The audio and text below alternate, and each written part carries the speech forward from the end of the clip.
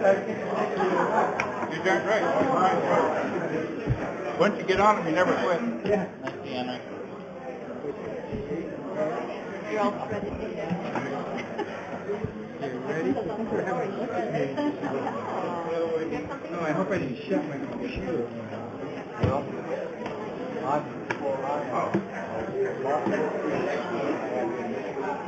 Let's see here.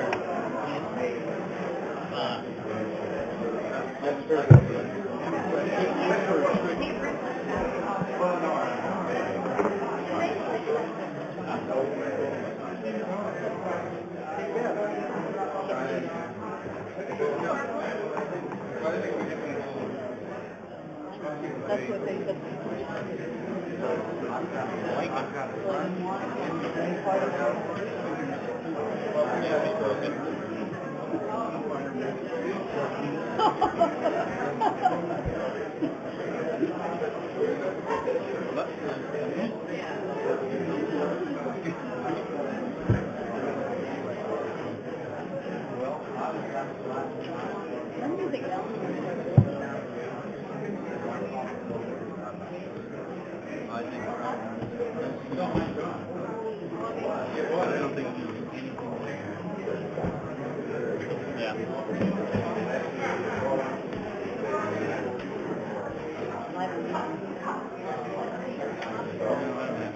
Well, he closed the lid. He closed it all the way, that's all.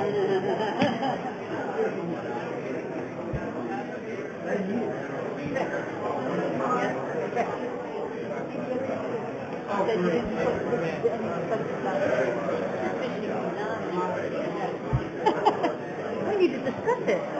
That comes under other activities of the county. Yeah, when you do the wrap up. Yeah, we. Wouldn't want to be. One thing we don't want to do, one thing we don't want to do is put anything on the agenda that would look fishy.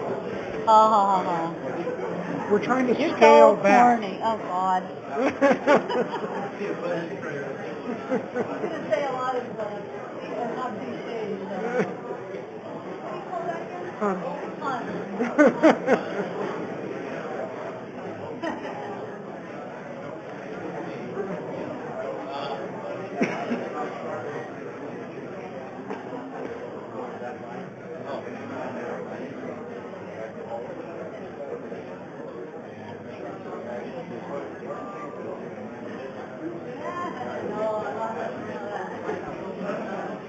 I've just pretty much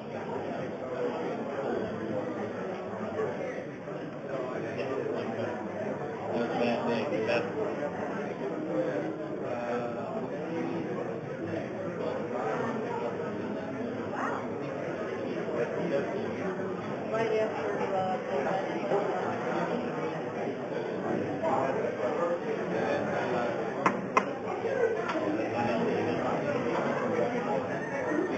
Alrighty. Have you ever been deep? Have you ever been deep? Once when I was 12 years old, it was the very age of my son, off the coast of Galveston. I did it in Florida, but I did not. I didn't feel too good, so it was just, I think they're only. I grew up on Lake City.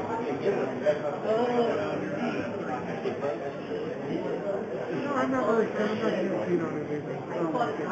Ready, Bev? I agree. Still four? Okay. Welcome everybody. Welcome to the regular session of the council. Please rise for Pledge of Allegiance. I pledge allegiance to the flag of the United States of America and to the republic for which it stands, one nation, under God, indivisible, with liberty and justice for all.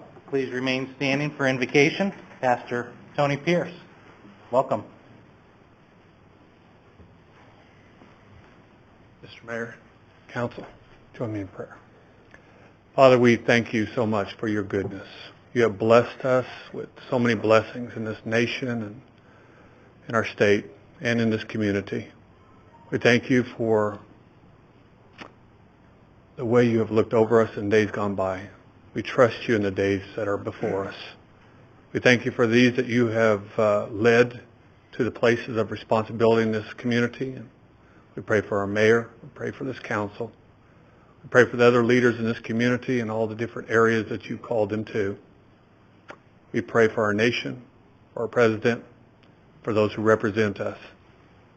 And Lord, on this National Day of Prayer, help us to keep our eyes focused on you. And we thank you for your Son, who is the way, the truth, and the life. And it's in his wonderful and precious name we pray. Amen.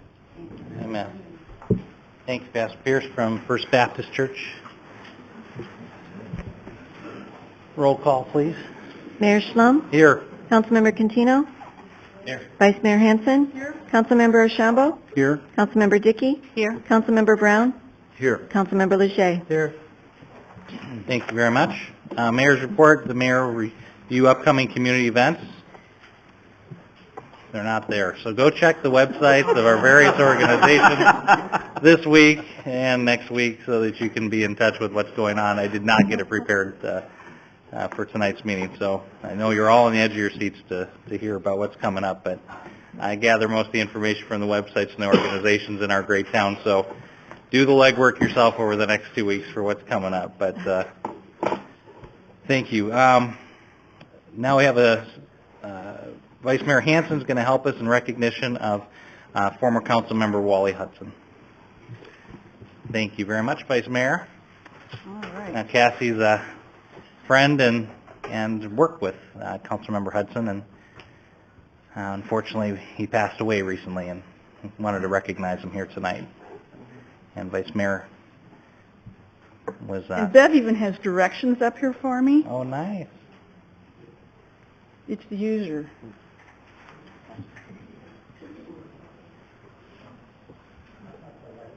Yeah, hit the lights if you wouldn't mind. Thank you. Thank you, Mayor.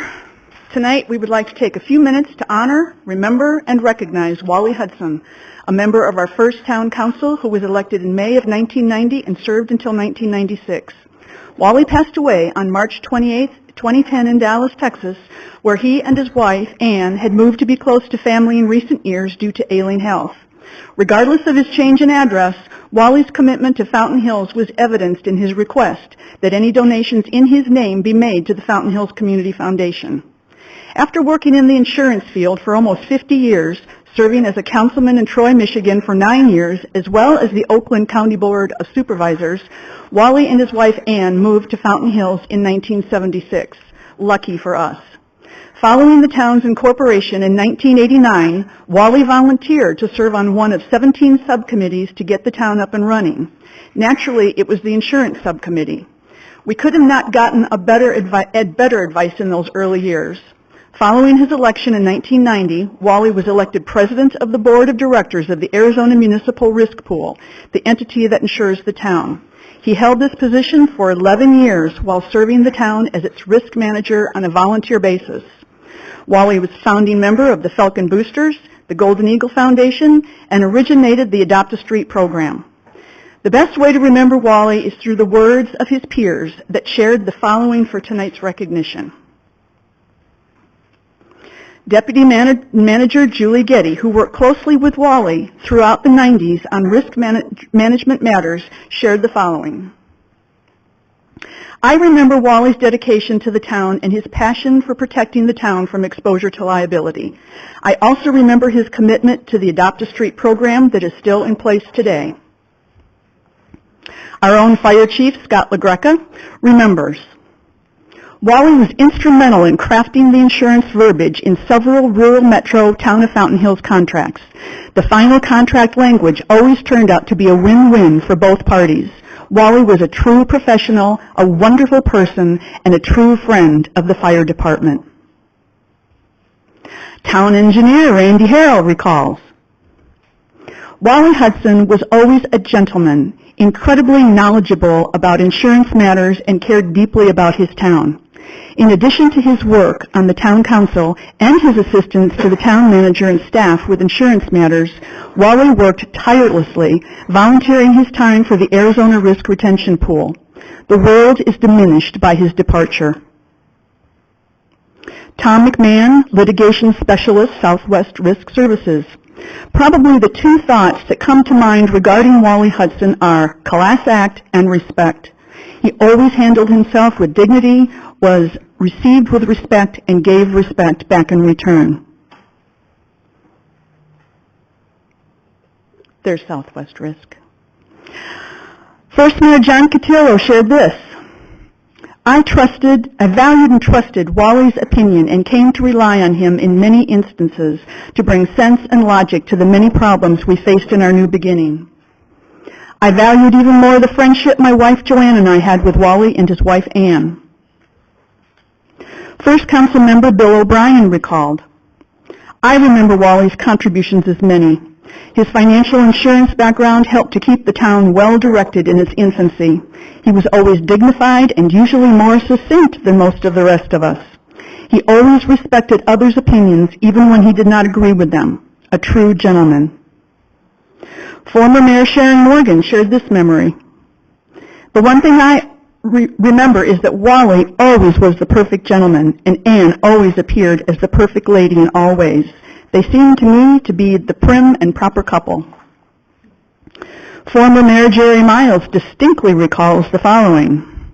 Not only was Wally Hudson a conscientious and dedicated council member, he also served for many years as the town's risk management advisor. Shortly after I was elected mayor, Wally sat me down and gave me a comprehensive explanation of our community's risk management situation. I was at that time a fairly informed individual regarding insurance policies and insurance coverage, but Wally really gave me great insights into the pooled risk program to which we and other communities participate. I can only hope that our current council members have as thorough an understanding of this subject as he ingrained into me and the other members of the council who served with me. He was truly an outstanding asset of our community. Former Councilman Don Lawrence echoed these common observations. Wally was a true gentleman in every sense of the word, gracious, polite, kind, and very classy. He was a man of integrity and honesty and always a pleasure to work with. Former Forever Community Center manager and volunteer extraordinaire Evelyn Bredding. Wally never truly retired from the council and his community. He stayed in touch every day, coming by the community center to see what was going on and staying up on top of things. Wally was a behind-the-scenes kind of person and didn't seek or need recognition for his service. He was an expert at evaluating situations and very careful at how he expressed himself. Every decision was well thought out. Even in the early days, he stopped by the old community center to see what was going on in the community. He was a good man. In closing, a couple of quotes seem to sum up Wally: his personality, his service, integrity, and philosophy. From Anne Morrow Lindbergh, to give without any reward or any notice has a special quality of its own. And from the 18th century poet Ella Wheeler Wilcox, one ship drives east and another west, with the self-same winds that blow. 'Tis the set of the sails and not the gales which decides the way to go. It can be safely said that the set of Wally's sails always stayed the course. Thanks, Wally. We will always remember you and what you did for our town. Thank you. Thank you, Vice Mayor. Very well done.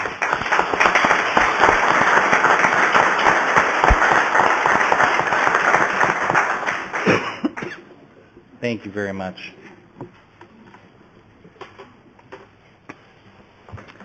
Move on now to call to the public. We have a few speaker cards. And remember, you have 3 minutes. And if you've heard someone share your opinion, you may choose to not be repetitive, but we welcome your comments. So come on up. Mayor, we have 4 speaker cards. Barbara Patterson Whitehead, followed by Bruce Lawrence. Welcome, Barbara. Hi, Council and Mayor. How are you? Excellent. I'm here as Vice Chairman of the Advisory Commission for the Senior Center. We sent you an open letter in April, so you have the whole letter, and it's too long for me to read. But I will give you some of the high points. The Budget Committee has asked to increase the home-delivered meals from $6.50 to $8.50 per meal. The Senior Services Advisory Commission strongly opposes this great increase in the cost of meals as it creates a financial hardship on seniors and others in this program. The average age of home-delivered meal recipients is 80. Some are surviving on the fixed income of Social Security, and as we all know, there's no cost of living for Social Security this year or next year. Many are infirm or have no other way to get nutritious meals. Currently, we have some 250 volunteers deliver meals 7 days a week to residents of all ages. A total of 11,000 meals are delivered each year. If the town had to pay for this, it would cost every bit of $50,000.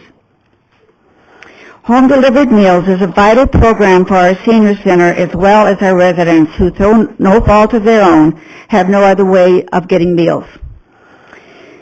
The other proposal, well, there is one thing. If you push us, we will maybe okay a minimal increase of 8% to 7%, but no way will we accept $8.50. Secondly, the budget shows that the membership fees for the Activity Center for seniors would be increased from $25 to $12. $25 from $12. My math's not very good, but I think that's about a 100% increase, and that is absolutely outrageous.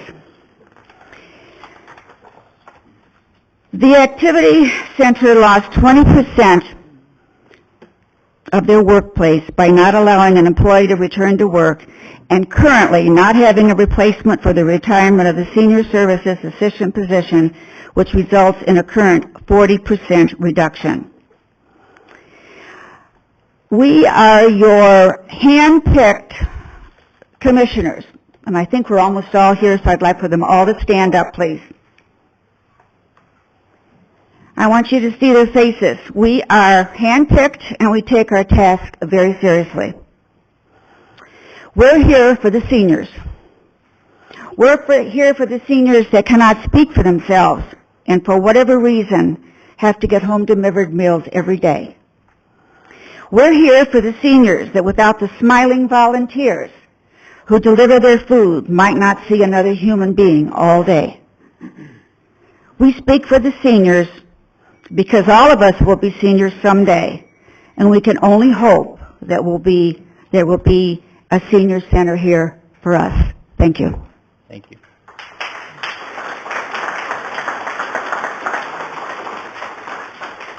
Welcome, Mr. Florence. Bruce Florence, 14629 North Winston Lane.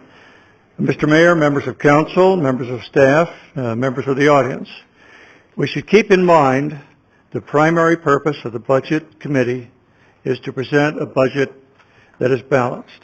Present that to the mayor and council. That being the case, the committee members dealt with numbers. This leaves you, our elected leaders, with the task of deciding priorities. We hope our being here tonight will reinforce the messages in our letter as they relate to the impacted seniors and boomers, many of whom cannot always represent themselves. Let's begin. Town departments were told to reduce their budgets by 8%.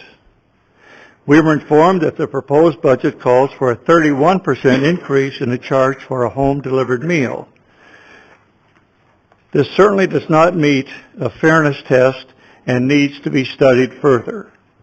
Currently, with only one part-time staff member, there are 250 volunteers who yearly deliver the 11,000 meals mentioned before. This remarkably efficient operation must be protected. It serves a public need, and it is efficient. We were told that the proposed budget includes the increase of 108% in the annual membership fee. This is risky because by more than doubling the fee, membership is projected to drop by 20%. This would be a loss of 200 members. The town should want to attract people, not drive them away. This proposal needs to be re-examined. The Seniors and Boomers Activity Center currently is supported by the services of 305 volunteers. The paid staff consists of only one full-time employee and 2 part-time employees. The Activity Center this fiscal year already lost 40% of its workforce. This department deserves to be treated with equity in the budget process, where we must factor in service and efficiency. To gain public confidence, proposed budgets, changes in staffing, and changes in departments must always be implemented with adequate public input. These three vital areas are definitely interrelated. Reviewing these kinds of changes in open meetings by you, our town council, is not micromanagement. It is a sign of responsible government. After all, by code and state statute, before there is actual implementation, final approval in all three areas is your responsibility. We stand ready to work with you and with staff to develop a balanced budget, balanced by fiscal considerations and human considerations. Thank you. Thank you, Mr. Florence. Welcome, Mr. Judd. Thank you, Mr. Mayor, council members, and town manager. My name is Jim Judge. I'm one of 7 voluntary members of the Senior Services Advisory Commission. You charge us to give you advice and counsel on matters concerning the senior and boomer activities. We take that responsibility very seriously and work hard to provide the best advice that our collective experience and wisdom allows. You've heard the advisory commissioner's recommendations, 8% increase, a 25% increase in the membership fees. We believe they both show very responsible compromises. We're not saying we have to stick where it was, but we do need to be reasonable going forward. As a responsible, caring community, we citizens simply cannot raise the cost of something as basic as food to our seniors, who average 80 years of old. Many are ordering only 2 or 3 meals a week now at $6.50 because they can't afford any more. Nationally, 38% of women over age 65 are living on the edge of poverty, and that amounts to a little over $900 a month to live on. And believe me, none of us would want to trade places with these folks who they can rarely help themselves. Senior Boomer Activity Center provided services to 25,000 people last year and nearly 2,400 different events. All kinds of health fairs, support groups, educational lectures. And you did hear correctly, everyone did. It's 25,000 people came through our center and based on attendance sheets, and 2,400 events, which proves beyond a doubt the remarkable efficiency and teamwork of the activity staff, and more than justifies the need to replace the senior services person who retired recently. We understand the seriousness of the town's financial situation. We accept responsibility, as we believe other citizens in Fountain Hills do. We believe that most of the citizens believe it's our problem. All of us citizens, not just the budget committee, not just the mayor and council's problem. We know in order to protect many town services, we need to find new ways to provide these services without additional town funding. To begin the process, advisory commissioners Heather Ware, town volunteer coordinator, and others are brainstorming ideas and developing plans and methods to recruit even larger numbers of volunteers. We'll find new ways and new methods of getting the job done. 13-year study of almost 3,000 seniors said research found that social activities such as participation in senior centers are as important as exercise. Tremendous finding. Volunteers can work really big for any senior. The majority of Fountain Hills volunteers are recruited at the senior center. Thank you for your time. Thank you, Mr. Judd. Is there one more speaker? Bill Whitaker?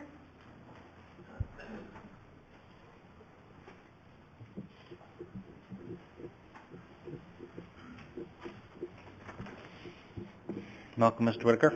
Hello, Mr. Mayor, and Town Council, and Town Manager, Town Attorney. I really have nothing more to add. Consequently, I will respectfully decline to give a speech, but I do want to say that having been on a having been on a home-delivered meal run, if you will, the people really are very appreciative of getting the meals, and without that, they would have no social contact whatsoever, because a lot of them are really confined to their homes, apartments, whatever, and would like to keep that going. And for my friend here, I would like to add, if the council will continue to invest in us and accept our recommendations, we can almost guarantee we will return all investments with results that will blow the town's socks off. And respectfully, we all thank you for your time and listening to us. Thank you very much. Thank you, Mr. Whitaker.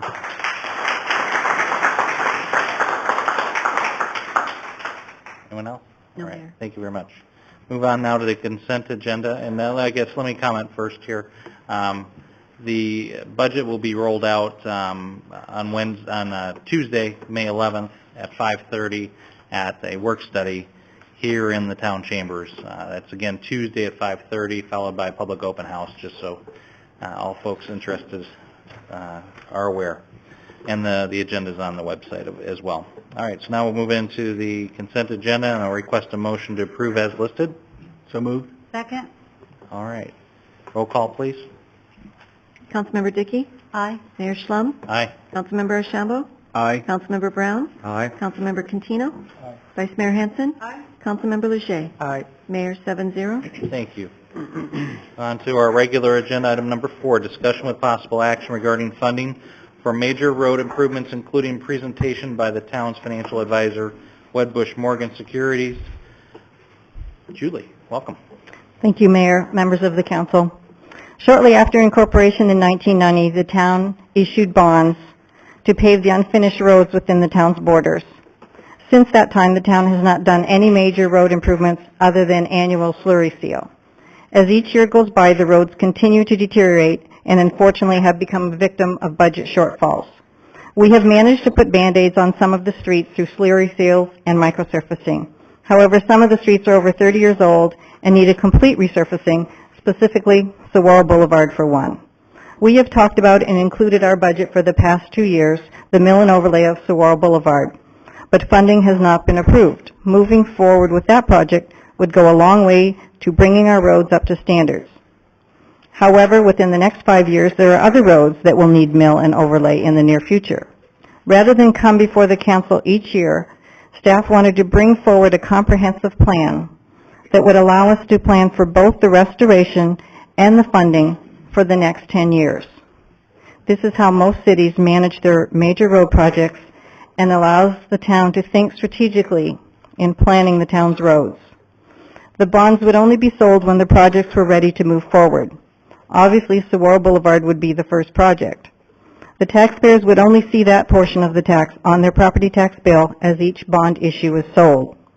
Subsequent projects would be based on the town's pavement management plan to bring all roads up to a PQI, which is a pavement quality index rating between 95 and 100.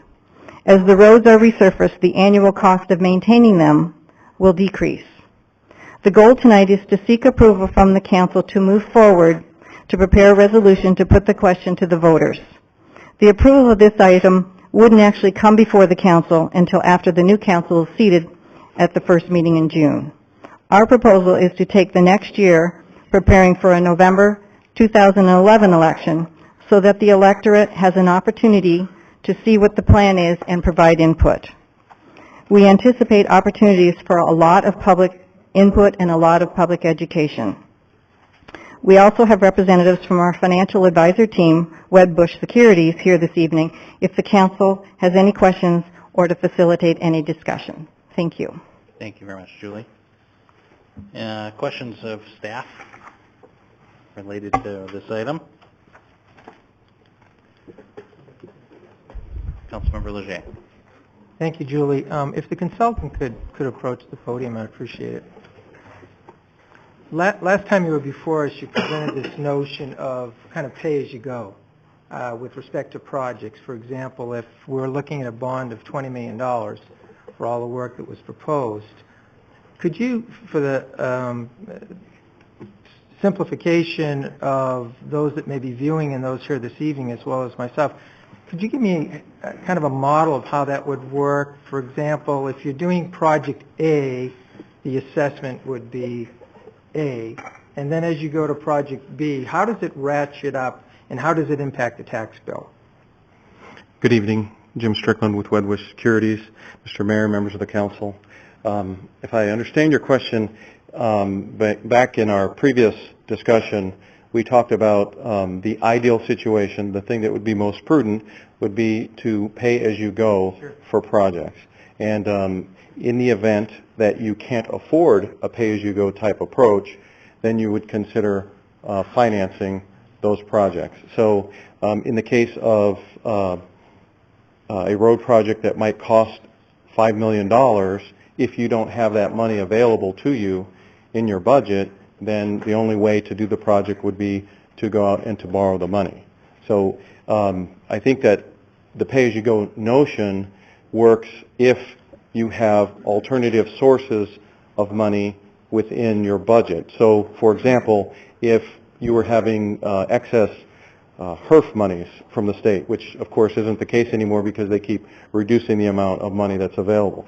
If, for example, you have a lot of construction sales tax dollars that might be generated that could be used for a particular project. But in the event that you don't have a revenue source for those projects, then you need to look to another revenue source.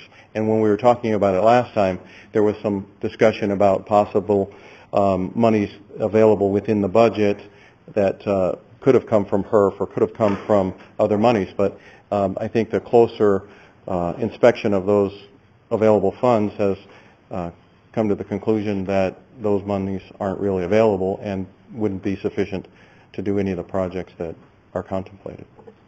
Thank you for that clarification. And pay-as-you-go, I was almost referring to what the tax burden would be. In other words, we're proposing a structure by saying if we're looking at a bond size of $20 million, however, we did project A that was a $5 million project, and then we waited another several years to do project B, which is another $5 million project. How would that impact the tax bill? So when I say pay-as-you-go, I was looking at the concept from the viewpoint of the taxpayers. How would that impact the tax bill? Is that a little clear? Yes, thank you. Thanks for the previous explanation. That was an awesome review, and I needed that. Mr. Mayor, members of the council, in the way that we talk about pay-as-you-go means that you would pay for one project at a time out of money that's available. I think that the concept that Julie was sharing with us earlier and the one that we talked a little bit about last time was that you may have a bond authorization of $20 million, but you wouldn't borrow $20 million just because you have that authorization. I think that the common approach is that you look at each project and how much that's going to cost, and you borrow at that time that you're ready to begin the project. In order for the bonds to be tax exempt, you can't borrow more than you can reasonably expect to spend within a 3-year period.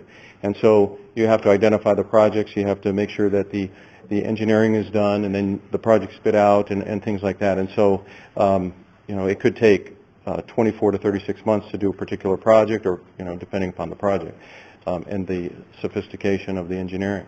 So what we've talked about is that that you have certain immediate needs, that might cost $5 million, and you would go out and you would sell a bond that would be repaid over 15 years. And so there would be a tax that is generated in order to pay back that particular bond issue. And as a new project is authorized by council, and it's approved and you have your cost estimates, then in the future, so in 5 years or 4 years, whenever you're ready to do the second project, you would go out and sell bonds with a 15-year amortization that overlays with the first one. So that answers my question. So you would see the tax going up proportionate to whatever your formulas are. So, for example, if my tax burden was $53 a year on the first $5 million, and then we moved several years later to another $5 million project, and we're looking at a debt of $10 million, then my tax bill will increase proportionate to that, and it may go up from $53, for example, to $95.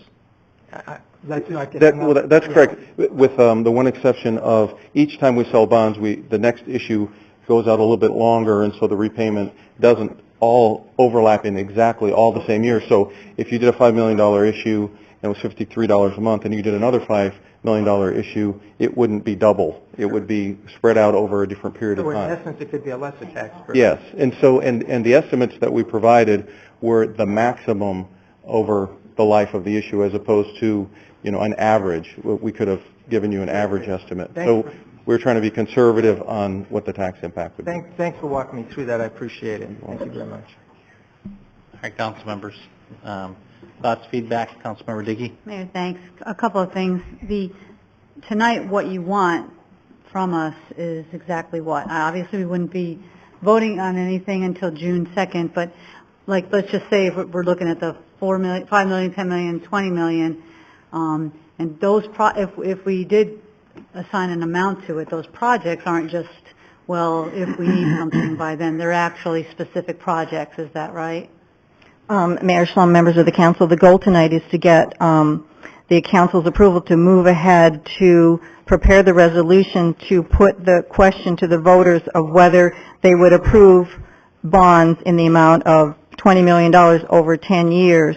And that would be at the second meeting in June after the new council was seated. But it wouldn't be to move ahead with a project. As Jim said, the projects would come back to the council when we're ready to do it. This is just first the question to the voters, which wouldn't be till 2011, which would give us time, A, to plan out the next 10 years worth of road projects, and B, let the opportunity for the residents to hear the plan, see the plan, come in and ask questions, make sure that they're well informed before they vote. Mayor, thank you, Julie. The idea of the 20 million then, we're not talking about maybe doing a 5 and a 10 and a 20. Are we actually just talking about the 20 then at this point? No? Mayor Schlum, members, my recommendation would be 20 because that then would give us the opportunity to plan out. Our budget has a 5-year, $20 million road projects. The 20 million would then, we could plan out for all of those projects. They probably wouldn't happen in 5 years. It would probably be more of a 10-year project because we would have to get each one of those projects ready. If it was only a $5 million, we would be able to do Saguaro Boulevard. And then we would have to come back to the council, go back to the voters to do the next project. And so we're trying to see if the voters, are willing to just plan this thing out. That's sort of the goal. And Mayor, last thing would be, thank you, Julie. I'm interested in what people think about moving it out to 2011, because I think maybe some of the first time we started talking about this, we may have thought it might have been something sooner, and what are the ramifications on the condition of the roads by waiting until November of 11 to even ask to go ahead, because obviously there'd be a lot of time after that before anything was done. And let's get clarification from Julie. I think when you were speaking of 2011, you were saying projects wouldn't begin until 2011, or were you looking, or are you looking for a vote in November of 2011? Mayor Schlum, members of the council, actually what I would propose, or what we would propose, is that we don't actually go to the voters till November 2011. The reason being is that it's such a tight time frame between now and November 2010 that I don't know that there'd be enough time to really give the public an opportunity to hear what the program is, to learn about what it is, to whether they can support it or not. We do have it in the budget for this year, this 10-11, in the event the council decides they want to move forward. But I think what we were thinking is we would really like the time to do it right, to put together a good package, one that the community could understand and be supportive of. Thank you. Councilmember Shambo. Thank you, Mayor. Julie, or maybe bond council needs to answer this question.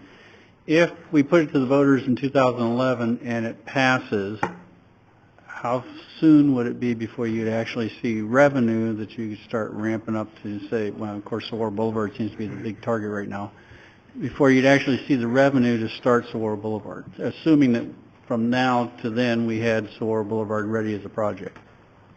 Mr. Mayor, members of the council, typically if you have a November election, you're going to be selling bonds in January and closing in February. That is generally the time frame. There's a number of things that you have to do to make sure the election is held properly and things like that. So the money would be available probably in 3 months, February. 4 months. It can be, it can be accelerated, but that's generally the time frame. And, go ahead. One other point that I wanted to make is with respect to calling an election this year for November 10th, you have until July 5th of this year to call for the election, and you have until July 11th of 2011 to call for a November 2011 election. And so with the guidance that we'd be given to proceed, that is, although you call the election in July or before July 2011, in that time between now and then, that's an opportunity to go back, as Julie said, to the community and explain the concept of having a budget and a broad road program. Okay, and I understand that, and you answered my question. It's more like 3-4 months before we'd actually see the revenue coming in, because you have to check, make sure the election is valid, all that stuff. And then how long after the election would it be before the voters would, or the property owners in this town would see that portion of that bond issue on their property taxes? Do we have a time frame there? September 2012. So it'd be almost a year. So it'd be in the, the 2012 property tax rolls. Okay. That's what I want to know. Thank you. Yes, Mayor. It would be, the tax rate would be added that August. So then it would be the following year. So August of 11 is added, and then it comes in the following year. Yeah, it comes in the following year. Thanks, Mayor. I guess this one is actually for Tom. Would Swaro last that long?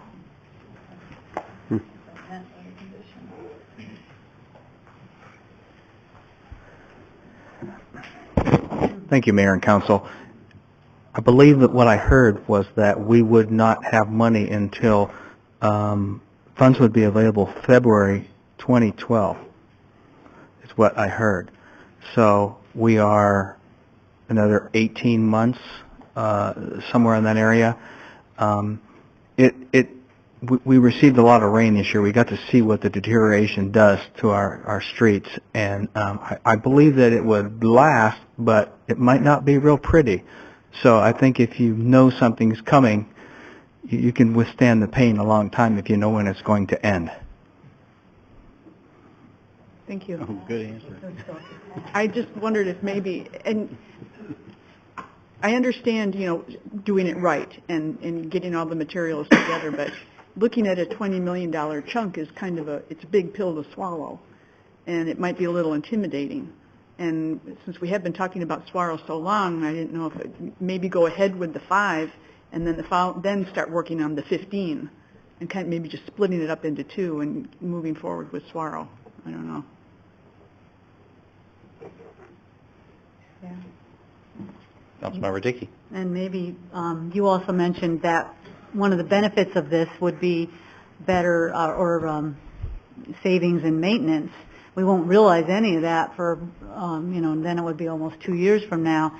And if the way the Vice Mayor mentioned it, if we went ahead, since we have till July 5th to come up with saying, let's just maybe go ahead with the $5 million, then maybe we could actually, while we're still kind of trying to climb out of what we're in now, we could realize some savings in maintenance if we could get something done on Saguaro. And it would also make sense that we had that discussion about the intersection of Saguaro yesterday or Tuesday.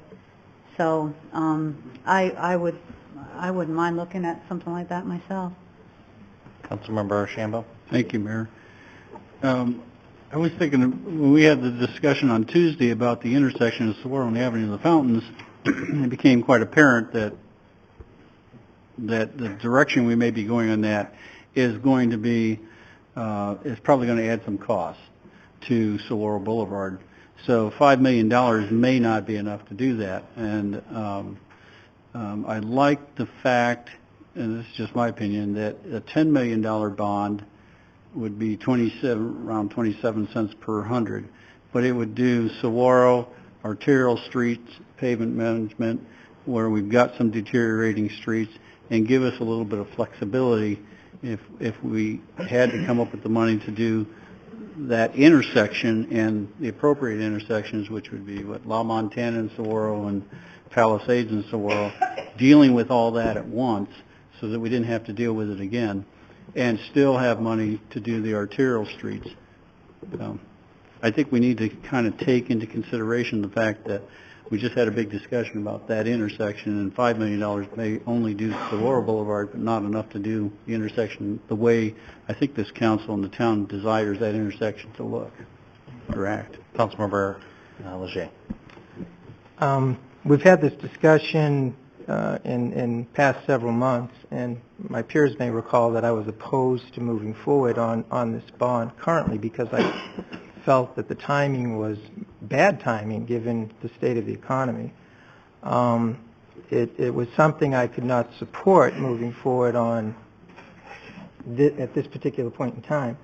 Also, in light of our conversation the other evening, one of the things we talked about is if we were going to do Saguaro, let's come up with a solution at the Avenue of the Fountains and Fountain Park, and maybe look at the other side of the avenue as well.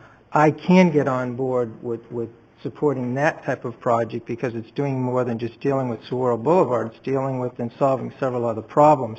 The $10 million option, as indicated by Councilman Archambault, is kind of the middle of the road, and it does provide us more. It does benefit more than people that travel Saguaro. It benefits residents. So I'm more in tune with this particular proposal and was opposed with the other one, strictly on timing and the burden it places on our taxpayers. We're looking at September 2012. We may say by then, hopefully, a turn in the economy. The other reason why I'm on board with this particular project at $10 million is it takes a larger chunk of money and frees up money in our general fund to do the types of things we were talking about earlier today that we can't afford to do because general fund pays for general operations and programs such as senior services, so forth and so on. Historically, we've been able to use money from state shared revenue, HERF funds, to pay for our roads. That stuff is going away. Therefore, we're having to take a larger chunk from the programs that we're all talking about this evening. So my input is I'm not on board with moving forward with this ASAP. I would possibly consider looking at it if we're looking at it hitting the tax in September of 2012, and I really appreciate the opportunity to have a year-long dialogue to not only talk about the tax burden, but to talk about the needs. Where should we focus our attention? We know Saguaro is priority number one, but in addition to that, where should we go? Thank you, Mayor. I appreciate that. Councilmember Contino. Thank you. Tom, can you tell me again, you're going to be able to slurry seal some of your roads out there. Will you be able to do anything close to the downtown area on some of that? In other words, I notice Palisades is getting pretty bad too. Saguaro is really bad. Being a low rider, I see the cracks better than anybody else down there. And I sit back and wonder, if we did that, would it last, or how many buckets of cold patch would it take to get some of this stuff done? If we extend it to 2012. Mayors and member of the council, if I understand your question correctly, you want to know if it'll last, or do you want to know if we're going to expand onto Palisades, as you mentioned? If there would be any way you could expand on some of those that are close to the Saguaro, like we're talking about doing. Actually, we did run numbers on portions of Fountain Hills Boulevard and Palisades where we could see that the deterioration was great and the PQI ratings were low. And so we have numbers for that, but of course our main focus was for Saguaro Boulevard and the intersection of Avenue of the Fountains and Saguaro. We can put on some material that will extend the life of those asphalts, and then as the bonds come into play, we can utilize those bonds to make sure that the road doesn't complete, or that we'll rebuild those roads. So we will need something to do something, though, in the interim period. Yeah. Okay, thank you. Yes, sir. Councilmember Brown. Thank you, Mayor. Tom, if I could, please. A gut feeling, I just from your experience, will Saguaro last 2 years? Mayor and Council, I believe that you asked me that very same question last year. I think Councilman Leger asked me that question last year, and he said, Tom, will it last? And it has lasted this year, but again, you've seen the deterioration that occurred because of the rain. Mother Nature is the one that makes that determination, not me. And if it gets rough again with more rain and more deterioration, the subgrade begins, we start losing the subgrade, which means the subgrade goes down and the cost goes up. So it could just cost you more money to do more subgrade work. It will last, and again, it won't be pretty, but you won't completely lose that road. There are areas of Saguaro that are much worse than other areas. There are some areas of Saguaro that are quite acceptable. Is there a thought that we might be able to go in front of, I guess it's a block off of Shea, it really starts coming in toward town, it starts getting rough, and it's 3 or 4 blocks long through there, and then it's good for a while. Is there any thought of maybe doing some maintenance just on the extremely bad areas to save that, so we might get 2 years out of it? Have we looked at that at all? Mayor and Council, we haven't done that mainly because we were hopeful that the bond would move forward. What you're seeing in those situations when you hit those smooth spots, that's rubberized mill and overlay that happened maybe 10 years ago, but those were much thinner courses than what you would apply now with what we're proposing. I believe also the areas that you're talking about are down around the golf course where we had more clay deposits, we had more water being deposited on the street, and the drainage is different in those areas. It doesn't run off as fast. So the deterioration of the asphalt happened quicker. Yes, you could apply some microsurfacing or slurry seal products to those areas to buy you time. We were hopeful that we wouldn't get into that situation. Once the rain is here, it's working on your street.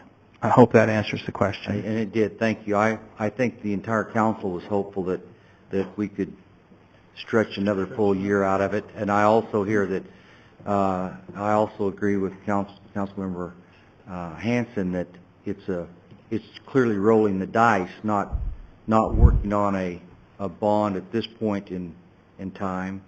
But I also agree that if we had the length of time needed to generate a plan for the Avenue Saguaro intersection, as well as maybe just a little bit of repair work, so we did have 2 years out of that road, I would truly support that. Thank you. Councilmember Dickey. Just 2 more things about waiting. One was that when Tom said you can wait for something when you know relief is coming, that relief wouldn't come unless the vote passed. So just to keep that in mind, obviously.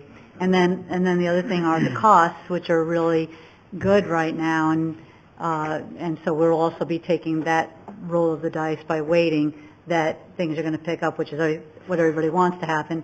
But then the amount of savings that we might have realized if we moved ahead a little sooner may not be quite as much.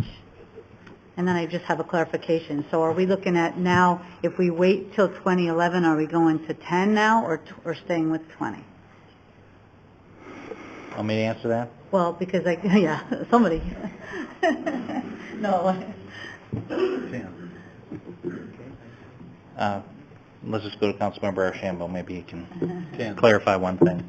Is that your only point, 10? That was Did you have one more item? That was the final answer. 11? All right, and I'll just add a couple things. Obviously, what I'm appreciating here from the staff and from Mr. Strickland is that we're looking at a comprehensive plan. And your first paragraph in your staff report talks about a need to fix streets, redo streets, maintain our streets like Saguaro, and not having any funding available. So why do you consider bonds? You know, the pay-as-you-go is not an option. I don't know if it's an option for any town in Arizona, but it's not an option. And most typical is for major street projects, you do a bond, and those bonds are something that the citizens vote on. They're directed towards that use. And what you're talking about, if we go to a larger bond amount, would be more to cover not just Saguaro, but other main arterial streets, because those also don't have funding sources available to them. So you're looking at a comprehensive plan that'll get us by for several years, not just one project at a time. So I think that's good. I think some of the benefits around pricing and the ability to get bonds at a discounted or a limited rate to these days, or even in the next couple of years, hopefully will still be available. So I appreciate the planning, but also we talked about on Tuesday was the Saguaro and Avenue of the Fountains project, and that our favorite intersection in town, and making sure we do that right. And I think you're smart to ask us to consider having it on not this November's ballot, but next November's ballot, so that we can actually get everything tied up really well done. And the fact that it might hold together, and we know that street, particularly Saguaro, needs work, and we've been fortunate to have been able to patch it up as we go. And as Councilmember Leger said, it's a difficult time to go ask anyone for additional funds, and if we can hold off on that, we need to do that. So I think it's a good plan. Appreciate the comprehensive nature of it, and the question now is, what type of direction do you need? And then if this is not going to be on a ballot or need to be proposed to the county for ballot measure until July of 2011, obviously there's more time for more dialogue, but the direction you're needing is to actually get a comprehensive plan put together, and so staff's not spinning their wheels, correct?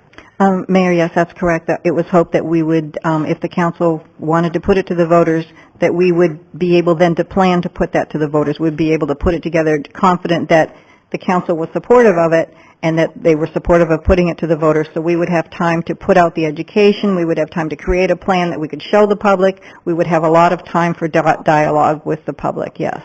And there are still other projects going forward that Tom and his team are doing, 4A and 4B, and we talked about those previously. They're going to be slurry sealed or using the plastic or all those different things. These aren't the only road projects, but these are projects that are out on the horizon that just don't have funding allocated to them right now. So I think what I've heard is more or less folks comfortable with Saguaro and these main arterial roads having a funding solution for those that we understand there are needs today, or there'll be needs in the near future. Understanding that the bonds would all, of course, go before the voters, and if in fact they're approved, I think traditionally those are pretty favorably approved because people see the need and they understand the money's where they're going. Looking at a comprehensive plan, you need more than the $5 million to cover any additional needs. So I've heard council more talk about the $10 million number, but if anyone's not comfortable with that, and again, it's not until the year after next. Any other comments? Councilmember Hanson, or Vice Mayor? They've made really good points. I just have this nagging concern that we're putting all our eggs in one basket and we're putting them in there for 2011. And then if we found out in 2011 that the bond didn't pass, we'd almost be starting over at square one. And that's just my concern with, waiting and then doing the whole thing in one big package rather than maybe just one little increment going forward. How do we know things are going to be any better next year? I mean, we certainly hope they are, but that's a big question mark. And it was kind of interesting last time I think maybe we've had this discussion twice, but when we decided last time not to put it to the voters, it was interesting to note some of the response was, well, they didn't trust us to decide, almost like they wanted the ability to vote on it. Some of the voters did. So I don't know. I'm really mixed on this, on just, trusting the voters and finding out what the water feels like this year, or waiting and taking a bigger gamble. Are you thinking more along what we talked about for quite some time with Saguaro and maybe some related Saguaro area projects, the $5 million roughly, being on this next ballot in November, or which would have to come before you have to notify the county in July of this year. Going with the incremental step, having that on this ballot coming up, and then Continue to work on the comprehensive package. And maybe it wouldn't be 5, maybe it wouldn't look like 5 this year, maybe it would be 6.5, to take into consideration the extra work on the intersection. Okay, other comments, thoughts on that? Councilmember Dickey? Mayor, thank you. I did support putting it on the ballot last time, and I don't think we're going to have that support, but I would be okay with trying to go ahead with Saguaro. I thought that's where we were kind of leading anyway with all this, so the fact that it was a year out was just something for me to consider. I'm okay with that, obviously, but I really, like I said before, the cost seemed like this would be a good time. The street's not in good condition, saying that we would be putting all our eggs in one basket, and it better pass or not. Now, obviously, waiting gives it a better chance to pass, but again, we're putting it in front of voters. We're not making one-sided unilateral decisions. So I would support this also if everybody else looked like they were going to be able to live with that. Could we maybe ask to have 2 options planned and maybe have time to get some feedback from the public before we vote on it and, just kind of see? Any other feedback on what Vice Mayor's sharing, that option? Councilmember Leger? Before Vice Mayor spoke, that was kind of where I was going. I was going to suggest perhaps we defer this to a work study session, because what I'd really like to know is more specifically in greater detail what we're buying here. What are we getting for $5 million? What are we getting for $10 million? What are we getting for $20 million? I think we really need to have that drilled down discussion. If we do, move forward on, and it's the sense of the council here to move forward on a $5 million this November, I will not support that. I think the timing is just not good given where the economy's at.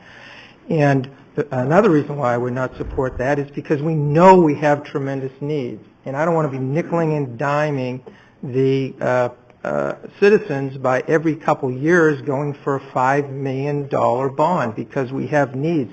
If we look at our 20-year capital improvement plan alone, there's $40 million in capital improvement needs required on our streets. We need to tackle this. Our streets are deteriorating. Deteriorating streets have an adverse effect on our property values, on and on and on and on. We don't have significant revenue sources coming in. We're losing state shared revenue. We're looking at HERF money. Our community is deteriorating. And if we're looking at economic development to drive sales tax to give us more revenue, then as our towns and roads begin deteriorating, we're going to lose that edge as well. So I will go with the will of the council. I think that I personally, kind of in agreement with what I'm hearing here and what Vice Mayor has mentioned, is more information. When I look at this spreadsheet in front of me, it's very effective for this level of conversation. I appreciate that, but I need to know what I'm getting for 5, 10, 20 million, and the citizens need to know that as well. So I would suggest a work study session. We drill down on it, and then perhaps you bring the question back, and we vote on it, whether we want to go for 5, 10, or 20. Those are just my thoughts. Thank you, Mayor.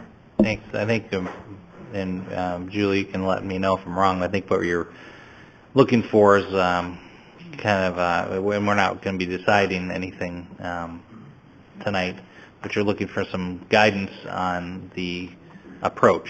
And you may not have the ability to give us all the details unless you have some idea from us as, do you want the comprehensive plan or do you want the incremental plan? But I think most council would be comfortable looking at those 2 different options. Is that something that you think you could, and the staff could deliver in a work study? And given the timing, if we are to choose more of an incremental plan to get it on to the county in July? Mayor Slum, you mean this July? Mm-hmm. I don't think that we could get together a plan. I think if to come back at a work study, it would take a few months. We're going to need to get on the plans. We have an idea of what we're going to do over the next 10 years, but we don't have it concrete. What I was hoping and what I would propose is if the commitment is there from the council, we can then make those steps. That doesn't mean we're committed to an election. I would assume that we could always undo that. It doesn't mean, I would believe, we're committed to 20 million or 10 million.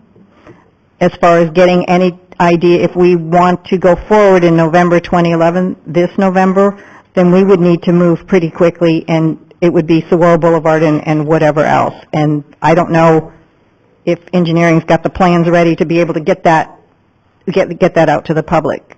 I think it would be rushed, and I would rather put out a good product as opposed to trying to rush things through. That was what we were thinking. Elections are expensive too, and so we were trying to just accomplish it. But whatever the council wants, we will be happy to do. Okay. Where does that leave us? It sounds like it'd be very difficult to get something on this November ballot. Is that what I'm hearing? That may not be something we can consider? Mayor and Council, I have to say that I think the public outreach and education is much more important than the plans, because if you're not going to get the vote, you don't get that. I mean, you don't need to have your plans ready. We've seen this so many times that we have to educate the public on what they're getting. They're getting just these streets. We're not spending this on anything else, and it's a direct look at what is going to happen. I think that's important. We have the plans 50% complete, but if we have to incorporate Avenue of the Fountains and Saguaro into that, it pulls us back in time. I want to do it in that fashion. I think it's the right thing to do. I think it follows with the downtown vision plan to start that process, but that's just too fast for either one of those entities. Thank you. Thank you. I think that answers our question. Vice Mayor, it sounds like that rules out 2011 an incremental approach. I think it does. I think that's what we're reading in here is, and particularly given Tuesday's discussion on the Avenue, that's going to take some additional time to come up with the right solution there. So, do you have what you need now? Mayor, members of council, I was hoping for a motion to move forward to bring back the resolution on putting it to the voters. Mayor? Dickey? Well, okay, I want to make sure we don't have to have a number. We don't. Okay. Motion to direct staff to prepare necessary resolution to call for bond election in November 2011. Second.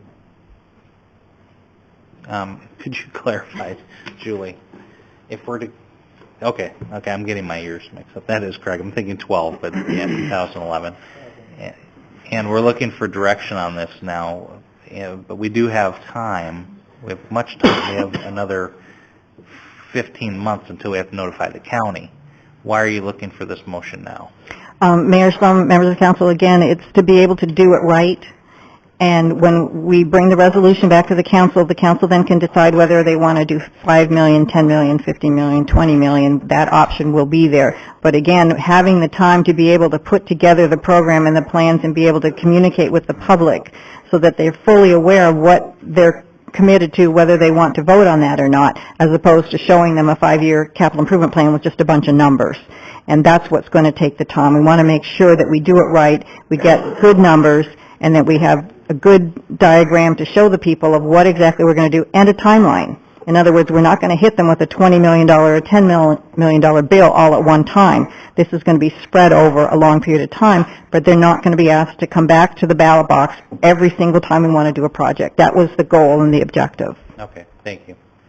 So we have a motion. Do we have a second? Yes, second. All right. Any other discussion on the motion? All right. All in favor, indicate by saying aye. Aye. Opposed? Mayor, 7-0. Thank you. Thank Thank you, you very Mayor. much.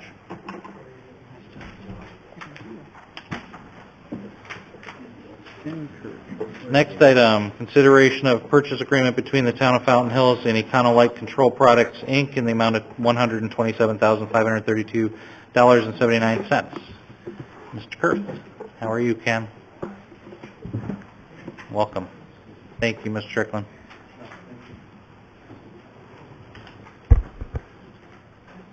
Good evening, Mayor, Council. This is concerning our traffic signals. Since our first signal was installed in Fountain Hills, we have been using the same operating systems. From the early 80s through the 90s, our controllers were considered to be within the industry standards. The 90s brought us the next generation of traffic signal technology, which we were not a part of. At that time, we only had 5 signals, but as through the years, we've gotten to 12 that are still operating with the old system. In mid-2007, our outsourced signal maintenance provider ceased operation, forcing us to maintain our own signals. But we were fortunate to get Pete Petrata to come out of retirement to take care of our maintenance and train Jim Michalak to become a trained, certified IMSA traffic signal technician. With traffic signal technicians on staff, it became apparent that our signals were operating with a variety of outdated and unsupported software and equipment. Our technicians are currently utilizing parts and software from spare equipment we have accumulated. We are the only remaining agency in the valley still using this operating system, putting us at a twofold disadvantage. One, sharing information and technical support with the other agencies, and two, Jim being one of only a handful of technicians still trained in 170 controllers, limiting our ability to recruit new or additional technicians. We are currently operating the signal on Palisades at Sunridge with the updated Econolite system, and 2 more signals will be upgraded with the Shea Climbing Lane project. Our technicians are already trained and certified in these controllers. And the purpose of this capital improvement project is to replace our signal operating systems to the industry standards of today and to better position us for the future. Next fiscal year, we will propose completing the upgrades along with a backup system for power at each signal.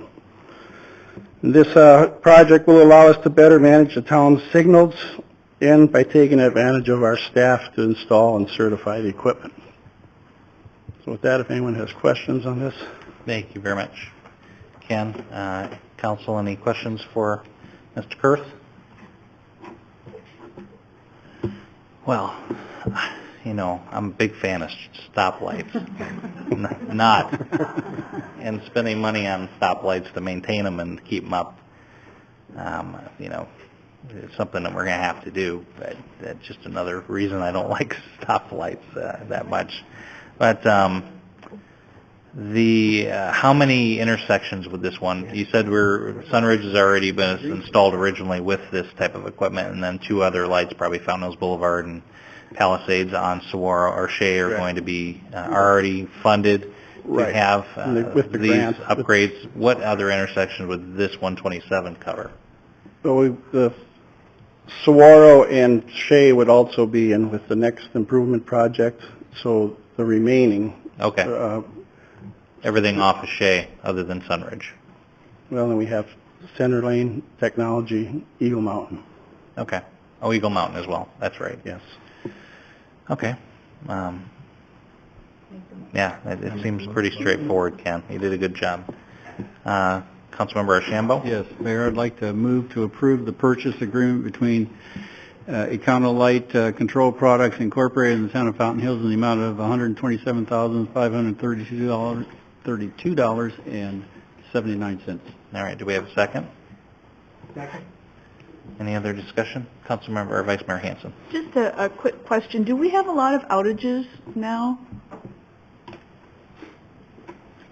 Like Jay Outages said, with power, or unfortunately, they seem to be working okay. we have probably one a month that our technicians work on. Due to lightning is the worst. Lightning strikes. Okay. This is just another toughie. It seems more like a maintenance thing and not a critical. It doesn't seem real critical right now.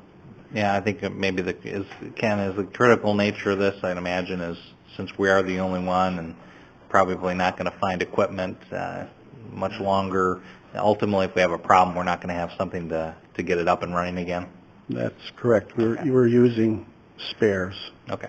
The software no longer is supported or available. Thank you. Councilmember Hanson, or Leger, sorry. At least you can call me Vice Mayor. Over that way now. Usually it's... This is a family Yeah. curse, by the way, if you know my mother. Got it from her. Just reflecting on the staff report, I think staff's made it clear that you're having difficulty getting replacement parts, and the software would allow you to sync traffic, signals, so forth and so on, enhancing the flow of traffic. So I think those are important things because I'm constantly getting phone calls on lights being synced and out of sync.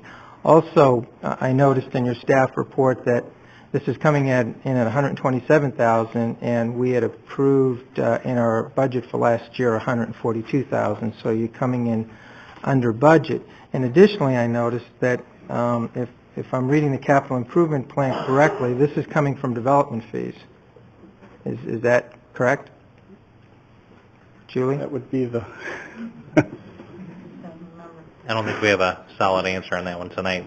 But Well, based on page 275 in our budget from last year, and when you look at our nice chart that our finance folks put together, that $142,000 is under development fees, which is another reason for moving forward on it, because development fees are dedicated funds that can't be used for anything else. So it's not as if we could take this $127,000 and use it for tourism or senior services or anything other than that. And we all know that there's a timeline on development fees and use of development fees. And very soon, you know, the state of Arizona may get rid of impact fees, and I think it's important for us to utilize that money. And even if it's not from impact fees, I think it's a good investment. Thank you. good points. Thank you. Vice Mayor. And Julie could probably, oh, sorry, Julie. Can development fees be used for maintenance-type items, though? Because I thought when we were talking about, like, paving Saguaro, they wouldn't apply. And this seems more like a maintenance thing. And just for clarification. Mayor Schlum, Vice Mayor Hansen, development fees can only use for growth-related projects. Each project is looked at specifically to see if it's growth-related. I'm sorry, I don't have that report with me to know if this one is charged to development fees, that means it fit into that category. But I don't have that with me right now to say if it was a growth-related project. But the consultants, you know, the consultants that specialize in that. Would you like to look at the budget? I mean, it's right there. Right. If I said if it's in the budget, then it's a growth-related project. What I don't have is the development fee study that specifies which project is related to growth and what percentage of it. But if it's in the budget as a growth in development fees, then it would be growth-related. But you are right. It typically does not pay for maintenance. But again, when they look at all of these projects and what they are, they allocate them to growth or not growth. Growth or not? All right, good. Anything else? Mayor, just a general comment about when we look at these items. When we do the budgets, which we'll be doing in the next couple of weeks, we always take great caution in knowing that when we approve these budgets, that we know we can always talk about them again. This is a good example of that, but this was indeed budgeted, and it is coming in 20 grand or so lower, so we appreciate that, but it's always good to kind of remember that we've discussed them and looked at them, and this is our other chance to look again at them, as we will have all throughout next year for the projects that we will be approving in the next couple weeks. Thank you. Makes me feel a little better, I think. Yeah, thank you. All right, we have a motion and a second. All in favor indicate by saying aye. Aye. Opposed? Mayor, 7-0. Thank you, Ken. Next item, 6, consideration of contract between Town of Fountain Hills and Visus, Inc. for Del Cambre Sidewalk and Drainage Project in the amount of $207,348.40. Hi, Randy. Welcome. Mayor, Council, this project conforms to the townwide street sidewalk plan and to the Council's goal to enhance pedestrian safety, and also satisfies the, works towards the U.S. Department of Justice requirement that we provide ADA accessibility.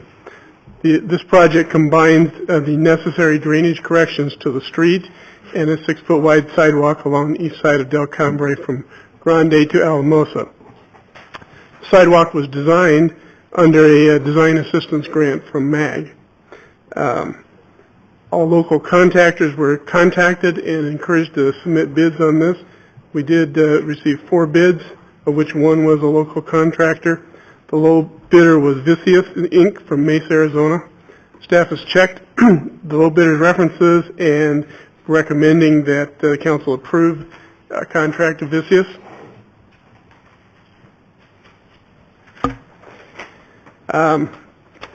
This sidewalk will make it safer for pedestrians to access to and from Four Peaks School, Four Peaks Park, the Boys and Girls Club, and the neighborhoods in this vicinity, as well as providing continuity in our sidewalk system.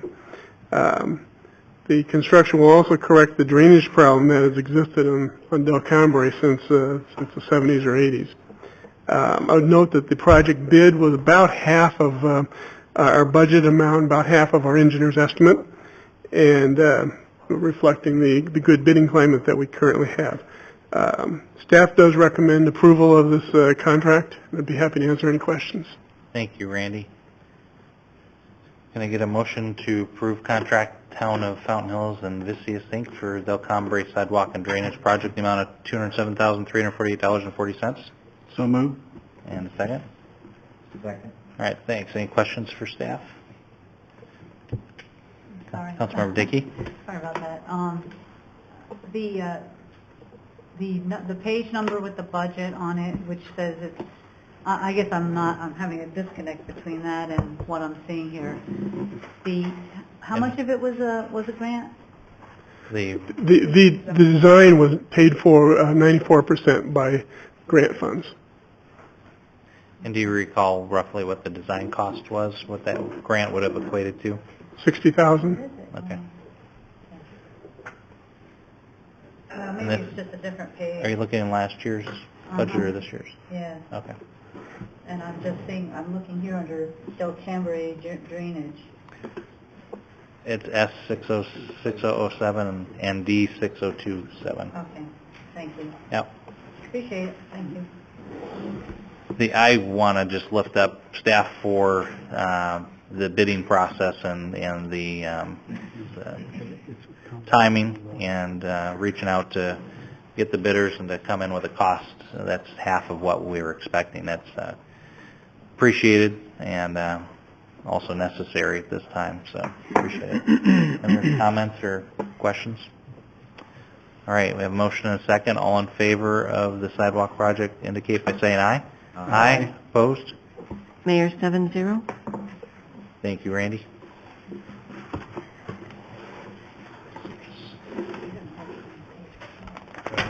Item number 7, consideration of revised organizational chart with job description and ratification of related severance agreements. Rick? Thank you, Mayor, Council. We're going to turn a little time over to our town attorney to kind of cue this up for us, to explain why we're here and what we'll be addressing tonight. Mr. Mayor, members of the council, as we explained to you all earlier, we thought it would be good for the benefit of the public to hear the same explanation. The town council's role with respect to personnel, other than the three that you appoint, being the judge, the town manager, and myself, is really very limited. And the town manager is the one who's vested with the authority of hiring, firing, promoting, demoting, doing whatever within those ranks. The one exception to that rule is that the town council is required, prior to any organizational changes, to approve the organizational chart and any job descriptions that go along with it that the manager is proposing. With this budget reorganization discussion going on for some period of time, and when it became apparent that it was going to need to move forward earlier than not, the manager prepared the plan you're going to see here shortly with that in mind.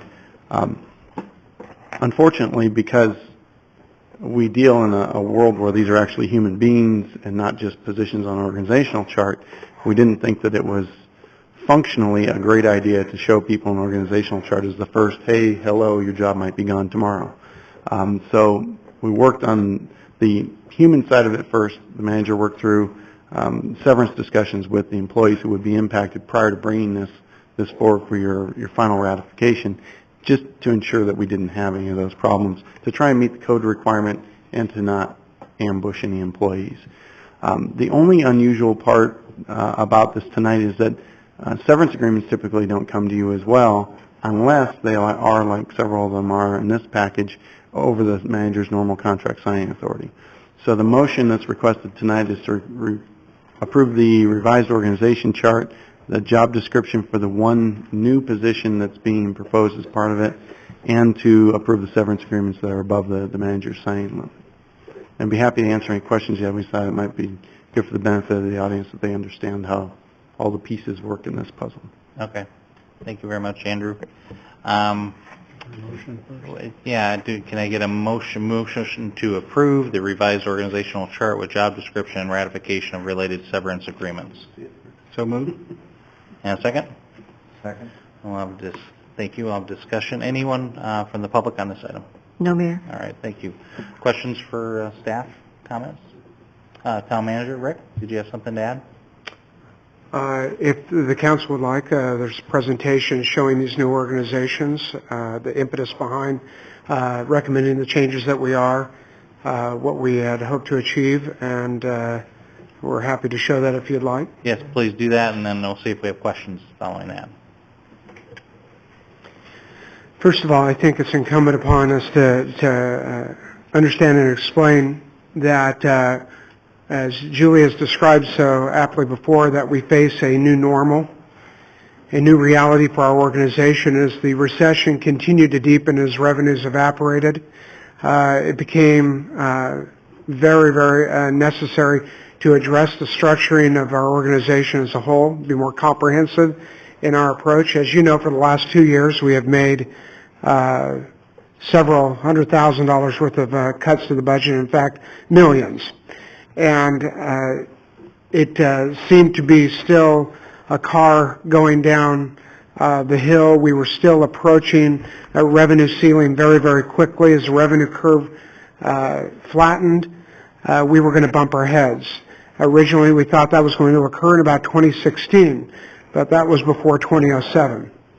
And as we approached that ceiling, we knew that some very significant corrections needed to be made in the size of our organization, the functionality of our organization, so that we would have a chance to let recovery take its course.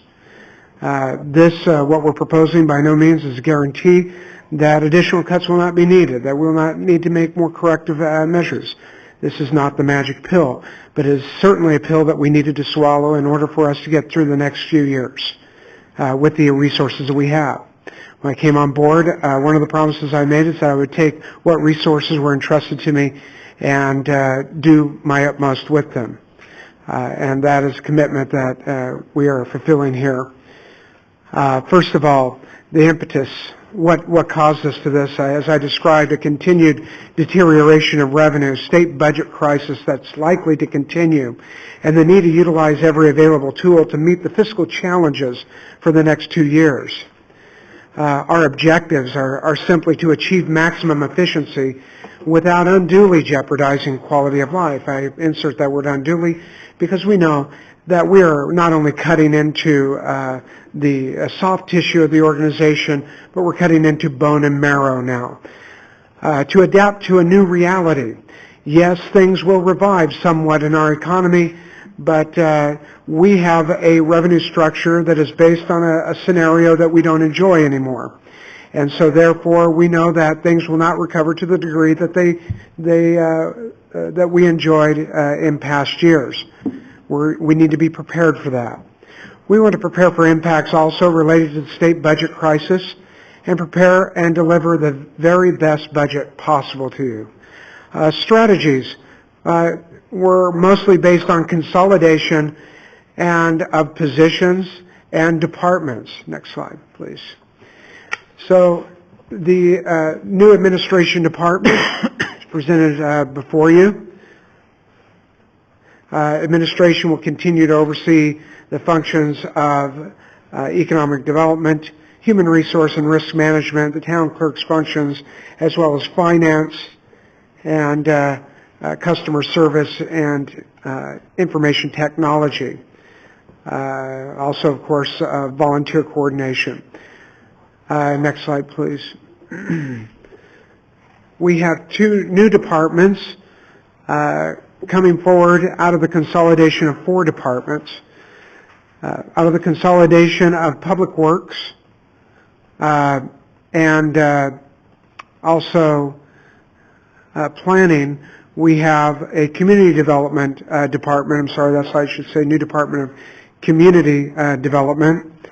And we will have a director of that department. We will recruit for that. That will be a professional engineer who will also manage and direct our capital projects.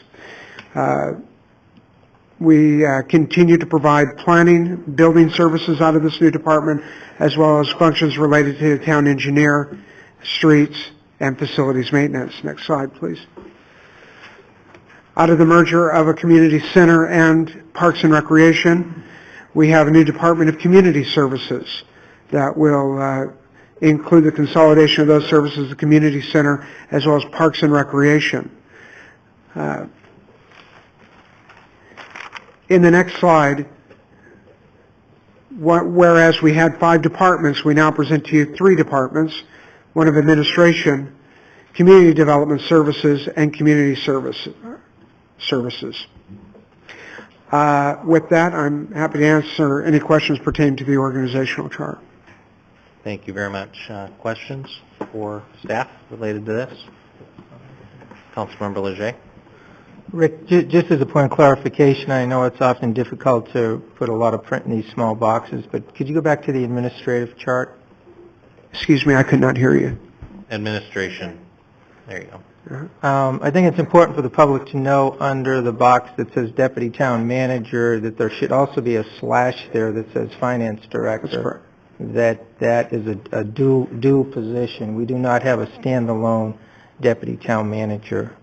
So I just wanted to make that clarification, and it's often difficult to put all that information on these charts. And then the other is just a general question. We have a job description in our packet for the new revised Director of Community Development Services. And is there room for discussion on that job description, or is that something we could or should have at a later date? Okay. Okay. Just looking through the job description, and pardon me, Joan, if I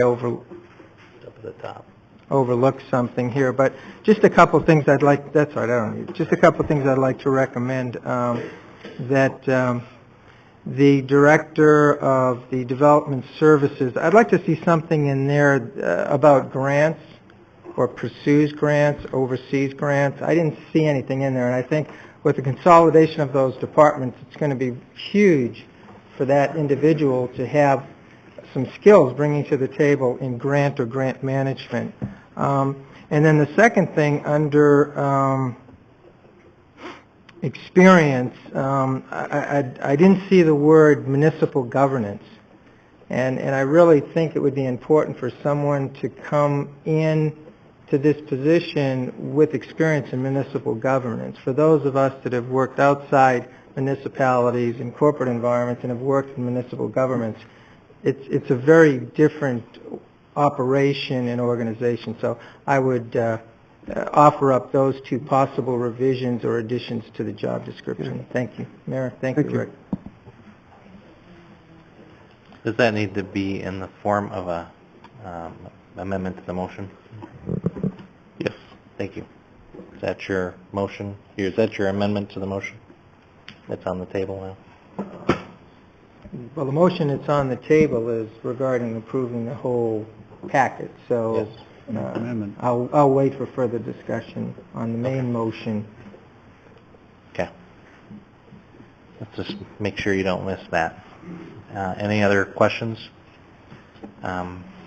In the packet, I believe, Rick, it mentioned the number of positions, the number of positions that were affected in the consolidation. What's the net number of positions? I believe it's 8.5 on this latest one. Is that correct? All right, thank you. 59 Is it 10? 61? Joan says 10. Thank you. Any other, Councilmember Dickey? Does that mean that we have 59 FTEs now? Joan? Thank you, Joan. I think we went down a total of 20 FTEs from this current fiscal year to the new fiscal year with the adoption of this, so I don't know exactly how many. We went from 81 to 61, I think. We have 61 FTEs going forward. Thank you. No. Thank you. Mhm. That's right. We've made changes prior to this, so Yeah. appreciate you sharing that. All right, Amendment. we're ready for your amendment. Just the main motion with the amendment added to it. Yeah, just amend the main motion. All right. I move to approve the revised organizational chart with job descriptions and ratification of related severance agreements with the additional changes to the job description by adding municipal experience and overseeing grant writing. Who made the main motion? Main motion? We have a motion already. Yeah, we There's have a motion already on the floor, so it's either going to be an amendment. the amendment. Don't Okay. restate the amendment. So Make an amendment. everything apart from what he had shared related to the motion. Are we good? It's an amendment to the main motion, that's how you're voting on it. Correct. I second the amendment. All right. Yeah. Any other questions, comments? I'm sorry, Councilmember Mayor. The Dickey. amendment that- about municipal experience, and was there another part of that? Grant. Grant writing, thank you. All right. All in favor indicate by saying aye. Aye. Opposed? Nay. Mayor 6-1. All right. Thank you very much. Thank you, staff. Now we get the main Now we have motion. to, now we have to. Oh, vote. thank you. Now we do the main motion. Appreciate it. Thank you very much. All right. Now, we've got the motion. Well, let's do a roll call on the main motion. Councilmember Ashambo? Aye. Mayor Schlum? Aye. Vice Mayor Hanson? Nay. Councilmember Cantino? Nay. Councilmember Leger? Aye. Councilmember Brown? Aye. Councilmember Dickey? Aye. Mayor 5-2. All right. Thank you again. And next item is number 8, quarterly update by the town manager on the progress of implementing council goals for this fiscal year 2009-10. Thank you, Mayor, Council. At a goal-setting retreat, January 9th, 2009, there are 13 primary goals that were identified for the council for this year. We now come to the close of the third quarter of the fiscal year, and we have received additional feedback from the staff and responsible departments, and the graph that we will place before you, you have in your packet and also on the board, indicate the current status of most of our goals. Pleased to report that it appears that we are on track to complete those by the end of fourth quarter of this fiscal year. Be happy to entertain any questions that you have. All right. We don't need a motion on this, are we? I didn't think so. Okay. I'm just looking at my notes. Good. Any questions, comments for Rick related to progress on the goals? All right. Item 9, council discussion direction to town manager. Items to be placed. None on that. Any requests that we made to the town manager? Item number 10 for follow-up. I think they were all included in what we had agendized. All right. Item 11, adjournment. Look for a motion to adjourn. So moved. Second? Anywhere? Second. All right. All in favor? Aye. Thank you.